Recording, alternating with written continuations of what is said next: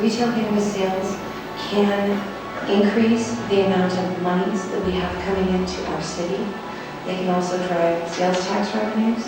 And in addition to that, it will give business owners a chance to run their businesses in direct competition with some of the biggest names in the state.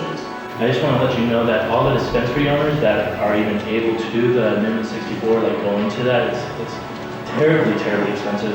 But since it's not here in Colorado Springs, we're all like looking to invest into Denver, Pueblo, and that's what's happening right now. All these medical marijuana owners are investing heavily into Pueblo. It's really hard to lease a building, so we're just buying buildings. And it's huge investments. There are people from all over the state that are wanting to invest into this, and it's huge, multi-million-dollar investments that are actually going into amendment implementation of Amendment 64. And if it's not here in the Springs, then that's fine. Wherever it's allowed, that's where the investment's going to be going into. The basic question that we return to again is, can we fill our jails or fill our coffers? It seems like a simple proposition to me, and many citizens of many political stripes, all of them seem to see the common sense ramifications of this question.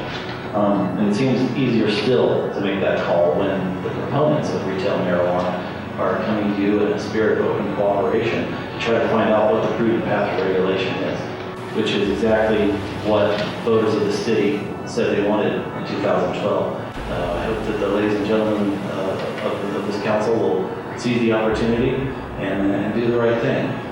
By allowing us to go forward with the initiative and putting it on the ballot, we have one more chance to give the citizens their say and to provide a way forward to gain all the benefits from the added revenue that we can gain by shrinking the black market and providing a safer city for our children. And I'm not asking you to support marijuana. I'm not asking you to say it's good and it's bad or anything in between. I think that has been decided by voters in 2012 when we legalized it in Colorado and set precedents worldwide. What I'm here to ask you today is to allow a choice, to allow people the freedom to vote. We just took a poll in May, and approximately 60% of Colorado Springs voters at this point in time would be willing to lift the ban if marijuana was regulated properly.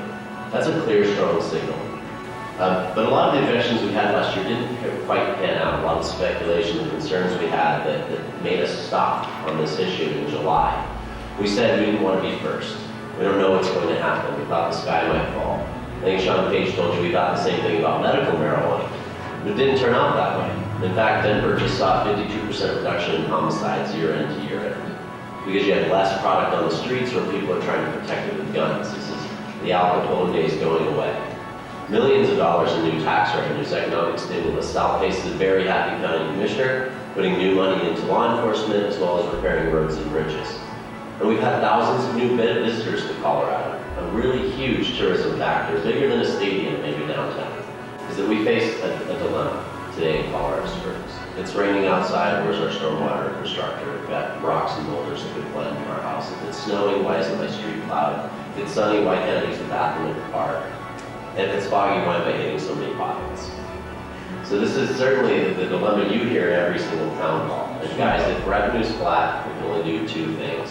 You either increase revenues, which is what I'm proposing, and what we'd like to work with you on this initiative, or you continue to cut costs and we can't afford to have anything else in the city. So I ask you to please consider this. Have one of you have the courage to stand up and allow people a choice for the future of our city. Thank you.